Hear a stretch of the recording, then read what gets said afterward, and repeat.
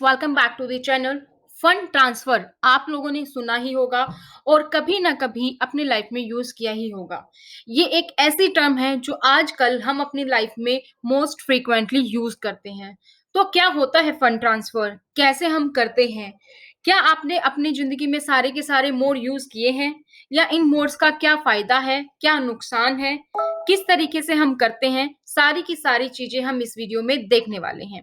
तो हम इस वीडियो में बात करेंगे बैंकिंग फंड ट्रांसफर की। तो क्या-क्या इलेक्ट्रॉनिक्स मोड है जिसके द्वारा आप जो है बैंकिंग ट्रांसफर कर सकते हैं अपने सेविंग अकाउंट से, अपने करंट से या अपने इंडिविजुअल जो आपका अकाउंट है। तो ये आप इंटरनेट बैंकिंग या मोबाइल बैंकिंग दोनों से ही यूज कर सकते हैं। मेनली जो होते हैं वो होते हैं एनईएफटी, आरटीजीएस और आईएमपीएस। तो एक-एक करके हम इस वीडियो में देखेंगे कि ये तीनों क्या हैं और किस तरीके से आप यूज करते हैं। क्या ये फ्री ऑफ कॉस्ट है? किस-किस दिन आप यूज कर सकते हैं? क्या प्रोसेस रहता है यूज करने का? क्या सारे के सारे आप ऑनलाइन यूज कर सकते हैं या आपको ऑफलाइन भी यानी कि बैंक भी जाना पड़ता है? सबसे पहले हम बात करते हैं एनईएफटी की। क्या होता है एनईएफटी? एनईएफटी यानी कि नेशनल इलेक्ट्रॉनिक्स फंड्स ट्रांसफर, यानी कि इलेक्ट्रॉनिक, यानी कि आप इलेक्ट्रॉनिकली फंड ट्रांसफर कर रहे हैं। फंड ट्रांसफर का एक मीडियम है, ये तो आपको पता ही चल गया। नेशनल लेवल पे यूज होता है, इलेक्ट्रॉनिकली आप करते हैं। जैसे आप मोबाइल में आप अपनी मोबाइल बैंकिंग से या इंटरनेट बैंकिंग से किसी दूसरे बंदे को आप जो है पेमेंट ट्रांसफर कर रहे हैं। तो ये सिंबल इसी तरीके से बनाया गया है ताकि आपको ये याद रहे। तो एनईएफटी बेसिकली होता क्या है? ये नेशनल वाइल्ड पेमेंट सिस्टम है जो आपको अलो करता है ट्रांसफर। क्या ट्रांसफर करेंगे आप? फंड्स, मनी, पैसा आप जो ट्रांसफर करेंगे एक बैंक अकाउंट से दूसरे बैंक अकाउंट्स में। बैंक अकाउंट किस तरीके के हो सकते हैं? इंडिविजुअल भी हो सकता है, यानी कि आपका खुद का हो, किसी भी फर्म, कंपनी का हो सकता है, कॉर्पोरेट्स का हो सकता है। और इस तरीके से मनी को आप ट्रांसफर कर सकते हो एक बैंक की ब्रांच से किसी अदर बैंक अकाउंट में। वो अदर बैंक अकाउंट भी इंडिविजुअल का हो सकता है, फर्म का हो सकता है या फिर कॉर्पोरेट का हो सकता है। सिंपल भाषा में कहें तो अगर आप इंडिविजुअल हैं या आप कोई फर्म है या आप कोई कॉर्पोरेट है तो आप पैसा एनईएफटी के थ्रू ट्रांसफर कर सकते हैं किसी भी इंडिविजुअल को, किसी भी फर्म को, किसी भी कॉर्पोरेट को। इंडिविजुअल से इंडिविजुअल आप करते ही हैं। अगर हम एग्जांपल देखें कॉर्पोरेट टू इंडिविजुअल या कॉर्पोरेट टू फर्म का, तो कॉर्पोरेट टू इंडिविजुअल में जब हम लोगों की सैलरी, जो भी एम्प्लॉइज है उनकी सैलरी हम डिसबर्स करते हैं, तो कॉर्पोरेट एनईएफटी करके लेटर साइन करके बैंक को देता है और वो एनईएफटी करके आपको आपकी सैलरी क्रेडिट होती है। इसी तरीके से कॉर्पोरेट या फर्म्स की बात करें तो मान लीजिए कोई कॉर्पोरेट है और कोई वेंडर्स है जिसके थ्रू मान लो प्रिंटिंग का ही होता है या फिर कोई स्टेशनरी आती है, तो वो एक फर्म है तो उसको भी एनईएफटी के थ्रू पेमेंट ट्रांसफर की जा सकती है कॉर्पोरेट टू कॉर्पोरेट। और कॉर्पोरेट टू कॉर्पोरेट मान लो कोई ऐसा प्रोडक्ट है जो एक कॉर्पोरेट दूसरे प्रोडक्ट कॉर्पोरेट्स को बेच रही है, तो वहां पर भी एनईएफटी का यूज हम कर सकते हैं। तो इंडिविजुअल इंडिविजुअल को, फर्म को, कॉर्पोरेट को, तीनों को ही कर सकता है और वाइस वर्सा। तो इस तरीके से ये हो सकती है। तो एनईएफटी की हम बात कर रहे हैं तो एनईएफटी में जो बेनिफिशियरी है, the bank account in which money has to be transfer will receive the money within 2 hour. तो कितना टाइम होता है? मिनिमम 2 घंटे का टाइम होता है। अगर आप एनईएफटी करते हैं तो 2 घंटे के अंदर सामने वाले के बैंक अकाउंट में मनी ट्रांसफर हो जाएगा।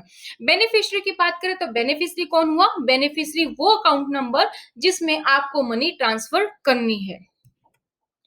NEFT transactions can be used for payment of credit card, dues to card, issuing bank, payments of loan, EMI, etc.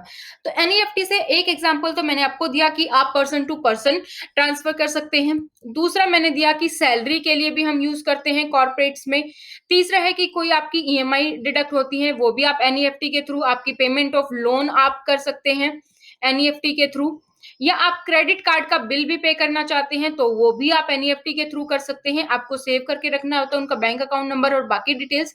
या और भी कोई पेमेंट जो हम रोजमर्रा में करते हैं वो हम एनईएफटी के थ्रू कर सकते हैं। अब हम बात करें एनईएफटी कब कब कर सकते हैं, तो एनईएफटी 24/7 रूट करती है, यानी कि आप दिन के 24 घंटे हफ्ते के 7 दिन एनईएफटी को कर सकते हो, किसी भी टाइम, किसी भी दिन, किसी भी हफ्ते में। तो ये एनईएफटी है। No charges for NEFT. NEFT के पहले चार्जेस होते थे लेकिन अभी जैन 2020 से एनईएफटी के कोई भी चार्जेस नहीं है। अगर आप एनईएफटी करते हैं तो वो आपकी फ्री ऑफ कॉस्ट होती है। This system will be available on all days of the year including holidays. NEFT को आप इवन हॉलीडे वाले दिन भी कर सकते हो, चाहे पब्लिक हॉलीडे ही हो, होली हो, दिवाली हो, कुछ भी हो, तो भी आप एनईएफटी कर सकते हो। RBI has mandated banks to not to charge any fees on NEFT transaction done by saving accounts holder from 1st January. तो जो सेविंग अकाउंट्स होल्डर्स हैं, अगर वो एनईएफटी ट्रांजेक्शन करते हैं तो 1 जनवरी 2020 से वो चार्जेस खत्म कर दिए गए हैं, जो कि हमने इस पॉइंट में देखा। तो एनईएफटी करने के लिए आपको क्या-क्या रिक्वायरमेंट है, कैसे आप एनईएफटी करेंगे? तो एनईएफटी करने के लिए आपको चाहिए बेनिफिशियरी नेम, यानी कि जिस बैंक अकाउंट में आपको पैसा ट्रांसफर करना है, उस अकाउंट होल्डर का नाम, उसका उस अकाउंट में क्या नाम है। तो बेनिफिशियरी नेम, सपोज आपको कोई मुकेश को करना है तो यहाँ पे आ जाएगा मुकेश, बेनिफिशियरी का नाम। फिर बैंक का नाम, सपोज उसका अकाउंट पीएनबी में है तो पीएनबी बैंक का नाम। बैंक ब्रांच नेम, मान लो उसकी नोएडा में है तो नोएडा आ गया। आईएफएससी कोड उस बैंक ब्रांच का, मान लीजिए सेक्टर 1 में है तो सेक्टर 1 नोएडा का जो आईएफएससी कोड होगा वो यहाँ पर आ जाएगा। अकाउंट नंबर, उस पर्सन का अकाउंट नंबर यहाँ पे आएगा। और अकाउंट टाइप, यानी कि सेविंग है, करंट है, तो ये इस तरीके की इंफॉर्मेशन आपको देनी होती है एनईएफटी ट्रांजेक्शन करने के लिए। तो ये आप ऑनलाइन कर सकते हैं और ऑफलाइन भी कर सकते हैं, दोनों ही प्रोसेस हम देखेंगे।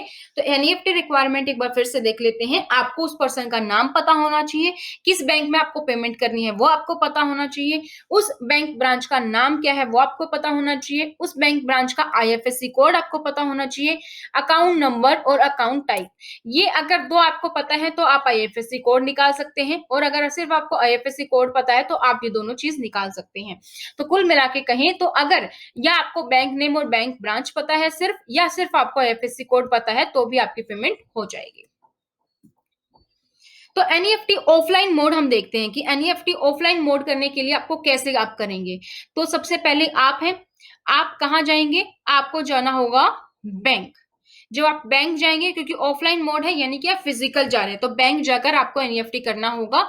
आप अपने बैंक जाएंगे, जहां पर आपका अकाउंट है, जिस भी बैंक में आपका अकाउंट है उस बैंक में आप विजिट करेंगे एनईएफटी के लिए। उसके बाद आप फॉर्म फिल करेंगे। फॉर्म फिल करने के बाद एनईएफटी के लिए जो भी फॉर्म होगा वो आप फिल करेंगे। तो आप एनईएफटी के लिए जो भी बैंक में पर्सन होगा आप उसको देंगे, और वो एनईएफटी आपकी हो जाएगी बेनिफिशियरी के बैंक में। सपोज आपका अकाउंट है पीएनबी में और आप चाहते हैं एसबीआई में, तो भी आपका एनईएफटी ट्रांसफर हो जाएगा। किसी भी बैंक से किसी भी बैंक की ब्रांच में एनईएफटी ट्रांजेक्शन हो जाता है, बेनिफिशियरी के बैंक में पैसा चला जाएगा। तो ये है आपका ऑफलाइन मोड। सेम इसी तरीके से अगर हम बात करें अब एनईएफटी ऑनलाइन मोड की, तो वो आप कैसे करेंगे? एनईएफटी ऑनलाइन मोड को अगर हम देखें तो आप सबसे पहले क्या करेंगे? अपने मोबाइल पर लॉगिन करेंगे, या अपने लैपटॉप पर, या अपने डेस्कटॉप पर। आप या तो ऑनलाइन बैंकिंग यानी कि इंटरनेट बैंकिंग आप यूज कर सकते हैं, या फिर आप मोबाइल बैंकिंग, तो दोनों ही आप यूज कर सकते हैं। इंटरनेट बैंकिंग या मोबाइल बैंकिंग दोनों ही ऑनलाइन मोड है। वहां पे आपको जाने के बाद या तो आप मोबाइल बैंकिंग या इंटरनेट बैंकिंग जो हम डिस्कस कर चुके हैं, उसके बाद आपकी एनईएफटी हो जाती है आपके बेनिफिशियरी बैंक में। वहां पर आपको कुछ डिटेल लिखनी होती है जो हम ऑलरेडी डिस्कस कर चुके हैं। बेनिफिशियरी का नाम क्या है, बेनिफिशियरी का अकाउंट नंबर क्या है, उसका आईएफएससी कोड क्या है, इस तरीके की कुछ इंफॉर्मेशन आपको देनी होती है, और आपकी पेमेंट हो जाती है ऑनलाइन मोड के थ्रू। 2 घंटे का समय लगता है और आपकी पेमेंट एक ब्रांच से दूसरे ब्रांच में हो जाएगी। तो ये था हमारा एनईएफटी के बारे में, जिसमें हमने एनईएफटी के बारे में डिस्कस किया। इससे आगे हम 2 और देखेंगे, आरटीजीएस और हम आईएमपीएस के बारे में बातें करेंगे। तो जब भी आप एनईएफटी करवाते हैं, एनईएफटी आपकी बैचेस में होती है, इसीलिए आपका 2 आवर्स का टाइम रखा गया है। यानी कि एक सेट ऑफ एनईएफटी होती है कि मान लो 10 एनईएफटी है, ये एक साथ होंगी तो अमाउंट दूसरे बैंक में जो बंदा है उसको मिल जाएगा। फंड ट्रांसफर की हम बात कर रहे हैं। 3 तरीके के fund transfer, NEFT, RTGS, IMPS. अब हम देखेंगे आरटीजीएस के बारे में। तो आरटीजीएस, आरटीजीएस ट्रांसफर यानी कि आरटीजीएस की फुल फॉर्म होती है रियल टाइम ग्रोस सेटलमेंट। अब ये जो आपको हैवी हैवी वर्ड्स लग रही हैं बैंकिंग की, रियल टाइम और ग्रोस सेटलमेंट, ये सब क्या है? तो अगर हम रियल टाइम की बात करें, तो रियल टाइम का मतलब होता है processing of instructions at the time they are received rather than at some later time. कि जो इंस्ट्रक्शंस है उसकी प्रोसेसेस उसी टाइम पे होगी, they are received rather than some other time. जब रियल टाइम यानी कि आप फॉर्म आपने फिल किया आरटीजीएस का और आपने पेमेंट की, तो वो उसी टाइम में सिंगल सिंगल ट्रांसफर होती है।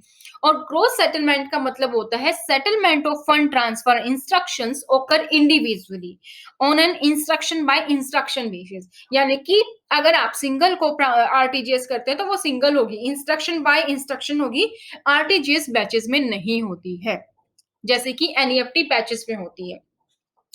आरटीजीएस अगर आपको यूज करनी है फंड ट्रांसफर के लिए तो मिनिमम है आपका 2 लाख, 2 लाख से कम पे आरटीजीएस नहीं होगी। तो मिनिमम आपका 2 लाख होना चाहिए। 2 लाख से अमाउंट अगर आपका कम है, 1,99,000 भी है आपका अमाउंट, तो भी आपकी एनईएफटी ही होगी। तो मिनिमम 2 लाख होनी चाहिए आरटीजीएस के लिए, और इसकी अपर लिमिट कोई भी नहीं है। मेन डिफरेंस क्या होता है आरटीजीएस और एनईएफटी में, कि जब आप एनईएफटी के थ्रू पेमेंट करते हैं तो वो बैचेस में होती है, यानी कि with settlement and transaction being netted off, और आरटीजीएस में आपकी इंडिविजुअली होती है ग्रोस बेसिस पर। तो आरटीजीएस के लिए आपको क्या क्या रिक्वायरमेंट चाहिए? आरटीजीएस के लिए भी आपको सेम रिक्वायरमेंट चाहिए, यानी कि आपको बेनिफिशियरी का नाम पता हो, उसका बैंक अकाउंट पता हो, बैंक ब्रांच नेम पता हो, आईएफएससी कोड पता हो, अकाउंट नंबर और अकाउंट टाइप पता हो। अब इसमें से अगर आपको सिर्फ बैंक ब्रांच और बैंक का नेम आपको पता है तो आप आईएफएससी कोड निकाल सकते हैं गूगल थ्रू करके, और अगर आपको आईएफएससी कोड भी पता है तो भी आप बैंक और बैंक का ब्रांच का नाम निकाल सकते हैं। तो आपको जो मैंडेटरी है, बेनिफिशियरी नाम आपको पता होनी चाहिए, अकाउंट नंबर उसका, बैंक नेम और बैंक ब्रांच, या फिर आपको बैंक का आईएफएससी कोड और अकाउंट टाइप आपको पता होना चाहिए आरटीजीएस ट्रांसफर करने के लिए। आरटीजीएस हम दोनों मोड देखेंगे, आप ऑफलाइन भी कर सकते हैं और ऑनलाइन भी कर सकते हैं। ऑफलाइन यानी कि आप फिजिकली बैंक विजिट करके कर सकते हैं, ऑनलाइन यानी कि आप अपने मोबाइल के थ्रू कर सकते हैं। तो पहले हम देखते हैं ऑफलाइन प्रोसेस। आप ऑफलाइन प्रोसेस के लिए सबसे पहले यानी कि फिजिकली तो आपको बैंक विजिट करना होगा। बैंक विजिट करने के बाद आपको वहां पर फॉर्म फिल करना होगा आरटीजीएस के लिए। आरटीजीएस के लिए जो आप फॉर्म फिल करेंगे वो पूरी फॉर्मेलिटीज आप बैंक में करेंगे। उसके बाद रियल टाइम ग्रोस सेटलमेंट होगी, यानी कि आपने फॉर्म आगे दिया, उन्होंने उसी टाइम पे उसको प्रोसेस कर दिया, तो एक ग्रोस सेटलमेंट रियल टाइम पे होगी, यानी कि ये 1 बाय 1 होती है, ये बैचेस में नहीं होती है। तो रियल टाइम ग्रोस होगी और बेनिफिशियरी बैंक को अकाउंट में पैसा मिल जाएगा। तो ये था हमारा ऑफलाइन प्रोसेस। अब हम बात करते हैं ऑनलाइन प्रोसेस की। तो ऑनलाइन प्रोसेस में क्या होता है, आप या तो आप अपने मोबाइल बैंकिंग के थ्रू कर सकते हैं, या आप इंटरनेट बैंकिंग के थ्रू कर सकते हैं। ये दोनों ही मोड है जिसके थ्रू आप आरटीजीएस कर सकते हैं। या तो आप इंटरनेट बैंकिंग यूज करें या आप फोन बैंकिंग यूज करें। उसके बाद जो आपका आरटीजीएस होगा वो रियल टाइम ग्रोस सेटलमेंट ही होगा, चाहे आप ऑनलाइन ही कर रहे हैं तब भी। तो बेनिफिशियरी के बैंक में आपको जो बेनिफिशियरी को पैसा मिल जाएगा। ये है हमारा आरटीजीएस ऑनलाइन मोड। अब हम नेक्स्ट बात करते हैं कि चार्जेस होते हैं आरटीजीएस के। एनईएफटी में कोई चार्जेस नहीं होता, लेकिन आरटीजीएस में चार्जेस होते हैं। अगर आपकी अमाउंट जो है 2 लाख से 5 लाख के बीच में है तो 20 रुपए प्लस जीएसटी लगता है। ये बैंक टू बैंक आपका डिपेंड कर सकता है। और अमाउंट अगर आपकी 5 लाख से ज्यादा है और 10 लाख तक है तो आपको 45 रुपए प्लस जीएसटी लगता है। तो आप हमने एनईएफटी भी हम देख चुके हैं, आरटीजीएस भी हम देख चुके हैं, तो कौन सा फास्टर है? सोच के देखिए कौन सा फास्टर होगा। अगर आपको पेमेंट जो मोड करनी है, फास्टर फॉर्म ऑफ पेमेंट करनी है, आपको अर्जेंट है, और आपकी अमाउंट पे भी ऑब्वियसली डिपेंड करेगा, क्योंकि अगर 2 लाख से कम की आपकी अमाउंट है तो एनईएफटी ही हो पाएगी। तो अगर आपके पास कोई ऐसी ट्रांजैक्शन है जो 2 लाख से ज्यादा है तो आरटीजीएस फास्टर होगी, ये सबसे ज्यादा इफेक्टिव है और रियल टाइम पे होगी। यानी कि आरटीजीएस 1 बाय 1 इंस्ट्रक्शन के थ्रू होती है, तो ये उसी टाइम आपकी पेमेंट हो जाएगी, जबकि आपको एनईएफटी के लिए वेट करना होगा, एनईएफटी बैचेस में होती है। तो ये हमेशा इसीलिए आरटीजीएस अगर आपकी 2 लाख से ज्यादा पेमेंट है तो हमेशा आरटीजीएस करें, और उससे कम है तो आपके पास कोई ऑप्शन नहीं है, तो आपको एनईएफटी ही करना होगा, वो एफिशिएंट मोड ऑफ पेमेंट है। तो फंड ट्रांसफर हम बात कर रहे हैं और फंड ट्रांसफर में 3 मोड एनईएफटी, आरटीजीएस, आईएमपीएस। इस वीडियो में अब हम देखेंगे आईएमपीएस के बारे में। तो आईएमपीएस यानी कि इमीडिएट पेमेंट सर्विस, जैसा कि नाम सजेस्ट कर रहे हैं कि इमीडिएटली जो पेमेंट है वो आपकी हो जाए, फंड ट्रांसफर आपका हो जाए। तो इमीडिएट मोबाइल पेमेंट सर्विस इसकी फुल फॉर्म है, अगर आपसे कोई पूछे तो। आईएमपीएस आपकी 24/7 रहती है, यानी कि किसी भी दिन, किसी भी हफ्ते में, किसी भी टाइम आप पेमेंट कर सकते हैं through out the year, including bank holiday. चाहे बैंक बंद है तो भी आप आईएमपीएस कर सकते हैं। आप एनईएफटी भी कर सकते हैं, ये यहाँ पे गलत है। आरटीजीएस आपको वेट करना होता है, लेकिन आप एनईएफटी कर सकते हैं 24/7 पे। जो मिनिमम अमाउंट ट्रांसफर है थ्रू आईएमपीएस वो कम से कम 1 रुपया हो सकता है और मैक्सिमम से मैक्सिमम 2 लाख तक आप ट्रांसफर कर सकते हैं। ये भी आपके बैंक पर डिपेंड करता है, आपका अकाउंट कैसा है, उसमें आपको लिमिट दिखाई दी जाती है। जब आप ट्रांसफर करते हैं तो आप मैक्सिमम इतना ट्रांसफर कर सकते हैं। आईएमपीएस करने के लिए आपको क्या-क्या चाहिए? आईएमपीएस करने के लिए आपको चाहिए बेनिफिशियरी, उसका नाम आपको पता होना चाहिए, बैंक नेम आपको पता होना चाहिए, बैंक ब्रांच का नाम, आईएफएससी कोड, अकाउंट नंबर और अकाउंट टाइप। अब ये बेनिफिशियरी कौन है? बेनिफिशियरी वो है जिसके अकाउंट में आप पैसा डालने वाले हैं, जिसको आप ट्रांसफर करने वाले हैं।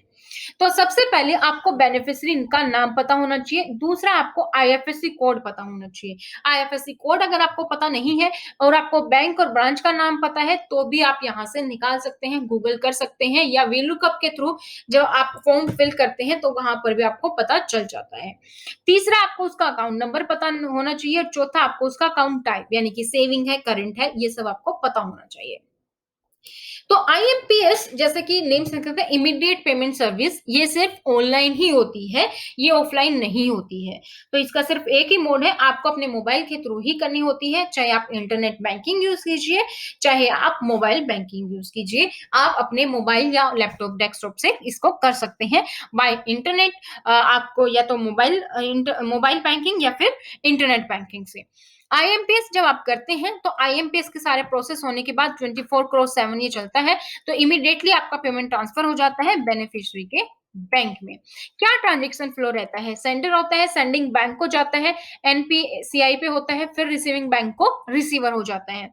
तो आप या तो सेंडर का मोबाइल नंबर और एमएमआईडी वेरिफिकेशन आपके पास है तो भी आप कर सकते हैं, एमपीआई वैलिडेशन होता है, सेंडर का अकाउंट आइडेंटिफिकेशन होता है, डेबिट होता है सेंडर के अकाउंट से, और जनरेट और सेंड ट्रांजैक्शन आपको एसएमएस के थ्रू मिल जाती है। इसी तरीके से रिसीवर पे भी रिसीवर का मोबाइल नंबर और एमएमआईडी वेरिफिकेशन होगी, रिसीवर का अकाउंट आइडेंटिफिकेशन होगा और उसको पैसा मिल जाएगा और उसको भी एसएमएस के थ्रू बता दिया जाता है। तो आईएमपीएस यानी कि ट्रांसफर कर सकते हैं आप फंड 365 दिन साल के, लीप ईयर है तो 366 दिन ट्रांसफर कर सकते हैं फंड एनी टाइम 24/7, किसी भी समय, किसी भी दिन, किसी भी हफ्ते, किसी भी महीने। ट्रांसफर फंड इंस्टेंटली, अगर आपको इमीडिएट बेसिस पे करने हैं तो आप आईएमपीएस करें, और मोबाइल फंड ट्रांसफर आप जो है इसे कर सकते हैं। लेकिन आईएमपीएस और एनईएफटी में क्या फर्क होता है? एनईएफटी का आपका टाइम होता है 2 आवर्स और एनईएफटी में आपके कोई चार्जेस नहीं होते हैं, जबकि आईएमपीएस में आपके चार्जेस लगते हैं और आईएमपीएस आपका इंस्टेंटली होता है, यानी कि आप इमीडिएट बेसिस पर अगर आप पेमेंट करना चाहते हैं तो आप आईएमपीएस करें और इंस्टेंटली हो जाता है, और इसमें आपका कुछ चार्जेस होता है, कुछ लिमिट होती है जिसपे आपका इनिशियल चार्जेस होता है आपका 5 रुपए प्लस जीएसटी। तो अब हम बात करते हैं एनईएफटी, आरटीजीएस, आईएमपीएस में तीनों में क्या डिफरेंस है। एनईएफटी करने के लिए कम से कम आप 1 रुपए की एनईएफटी कर सकते हो, इसी तरीके से आईएमपीएस भी आप कम से कम 1 रुपए की कर सकते हो, लेकिन आरटीजीएस आप कम से कम 2 लाख रुपए की ही कर पाते हो। एनईएफटी में कोई लिमिट नहीं है, आप कितना भी पेमेंट कर सकते हो, आपका मैक्सिमम यहाँ पर आपकी 2 लाख तक की। यहाँ पर आपकी आरटीजीएस में कोई अपर लिमिट नहीं है और आईएमपीएस में भी आपकी 2 लाख है। एनईएफटी बैचेस में होती है, 101 सेटलमेंट आपकी होती है आरटीजीएस में और 101 सेटलमेंट होती है आईएमपीएस में, इसीलिए आरटीजीएस और आईएमपीएस फास्टर है एज कंपेयर टू एनईएफटी। ये हमेशा सजेस्ट होता है कि एनईएफटी आप तब करें जब आपकी अमाउंट 2 लाख से कम है और 2 लाख से ज्यादा तो आप आरटीजीएस करें। 2 घंटे का टाइम लिमिट होता है एनईएफटी के लिए, आरटीजीएस भी आपकी इमीडिएटली हो जाती है और आईएमपीएस भी आपकी इमीडिएटली हो जाती है। ये तो है कुछ basic difference NEFT, RTGS, IMPS के। इसके अलावा भी आपके पास कोई बैंकिंग, फाइनेंशियल या किसी भी सेक्टर का कोई भी टॉपिक है जो आपको आपके डाउट में है, आपको उसके बारे में जानना है, डिटेल नॉलेज जाननी है, तो आप हमें कमेंट सेक्शन में कमेंट कर सकते हैं। ये वीडियो आपको कैसी लगी, आपको क्या नया सीखने को मिला, वो भी आप हमें कमेंट सेक्शन में कमेंट करके बता सकते हैं। हम आपके कमेंट्स का जल्दी रिप्लाई करने की कोशिश करेंगे। तो दोस्तों, आज की वीडियो में था इतना ही। Thank you so much. अगर आपको लोगों को ये वीडियो पसंद आई तो वीडियो को लाइक जरूर करें और हमें कमेंट सेक्शन में कमेंट करके बताएं कि आपको कौन सा मोड था जो आपको नहीं पता था या कुछ आपको नया सीखने को मिला। तो अगर अभी तक आपने चैनल को सब्सक्राइब नहीं किया है तो चैनल को सब्सक्राइब कर लीजिए और साथ में बेल आइकन को प्रेस करना ना भूलें। तो आज की वीडियो में था इतना ही। नेक्स्ट वीडियो में मिलेंगे नए नॉलेज के साथ, नए नॉलेज बूस्टर के साथ। Thank you so much. Bye bye. Take care.